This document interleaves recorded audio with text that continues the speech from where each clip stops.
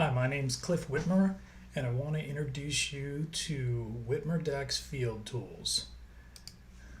Before we get started in any of the tutorials on how to use Whitmer Deck's Field Tools, I want to give you a little backstory about why we developed this in the first place. Doing calculations in the field is a little more difficult than doing it sitting at your desk. You've got gloves on, you need to work on a calculator that's responsive and is simple. We've tried using construction calculators in the past, but the learning curve was just a little bit too steep with those, and there was too many hidden functions and too many things to learn. And when a new member of the crew would start trying to train him and get him to use that and have him make all his mistakes was just costing too much.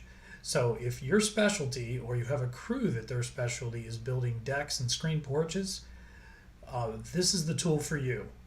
It can be used for other things.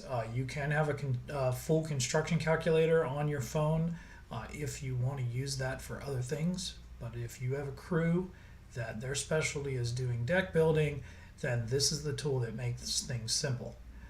There are very limited. To give you an idea, I'll just quickly open up the even spacer tool here. All this does is very simply spaces out members evenly across a length.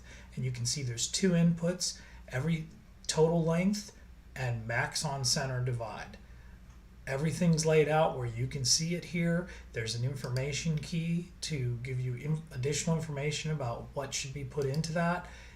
There's no keys to push. You don't have to tell it feet or inches. You just put the feet in here, the inches in here, and the fractions here. That's it. So it's very simple. Hit the back key and go back to our main menu.